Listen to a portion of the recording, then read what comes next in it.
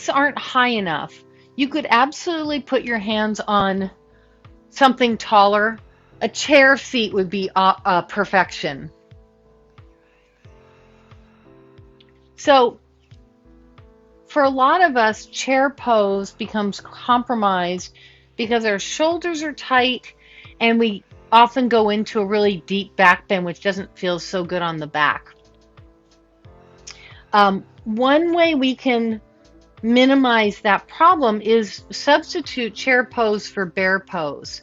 So I'm going to teach it to you with the blocks, lengthen your spine, and then we'll evolve it into variations of chair pose, and then you get to decide what works in your body.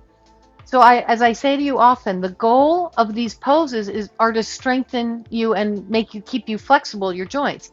So it doesn't matter which pose you choose to strengthen your legs. You can choose poses that work in your body. You don't have to always go for the ones that feel just deadly and challenging. First, we want to make our spine long, holding the blocks. Then you shift your weight back. I'm being dramatic just so that you're clear. And you'll bend your knees to about 90 degrees, right? So knee over ankle. If your hips go lower than your knees, then your knees can come forward. This would be a full chair pose. That's okay because the weight of your butt is below your knee joint. But here, when you're in a half fold, it's not so great for the knees to let your knees come forward. There's a whole bunch of reasons for that I won't get into. So supported bear pose. My belly's kind of on my thighs. Not quite, but close. Now, if I want to challenge my legs more, I'll reach my arms back. And now I'm more supported by my thighs. So it's a pretty flat back. Maybe not perfectly flat, but it's not particularly archy. I could also make it harder by reaching my arms out like airplanes or bringing my arms alongside my ears. This is hard because my hands are so far away from me, so it puts more weight on my spine. And also it makes my shoulders have to stretch more. Hands to blocks, exhale, forward fold, take a break.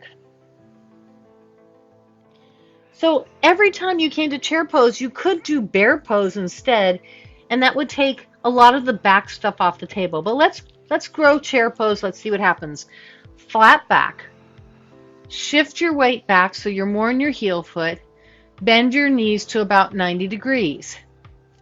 Arms back. This will be more like a bear pose. Arms forward is classic bear pose. But maybe you want to reach your arms and chest up. This is where we tend to get back bendy. One way to minimize that is to take your tailbone down. And that'll pull you up a little bit, but will also keep you out of the back bend idea slightly. But your chair won't be so deep. Stand all the way up, hands to heart. So you can decide to do a different variation of Utkatasana, or you can do it the way you've always done it. One thing I would say, though, is that a lot of people do chair pose like this. Now, let me just start over. Chair pose is a lower body event. The reason to do chair pose is for your lower body strength. But this is what I see a lot of people do. Chair pose. Cranky, cranky, cranky.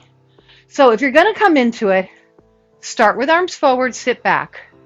Here you can decide, is it okay to untuck my butt or tuck my butt? What feels better? I don't care so much about my back. I'm really focusing on the legs in this pose. Then perhaps arms up. Oh, I start to lose it when I bring my arms up. Well, what about just out? What about wide? Why does it have to be here? I can do a lot of things here in a different position to get that work if I need it. Forward fold. Bring your hands back to your blocks. Inhale, half lift.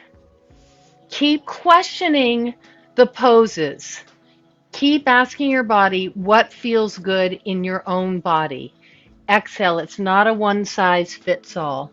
Forward fold, Uttanasana, 2 breaths.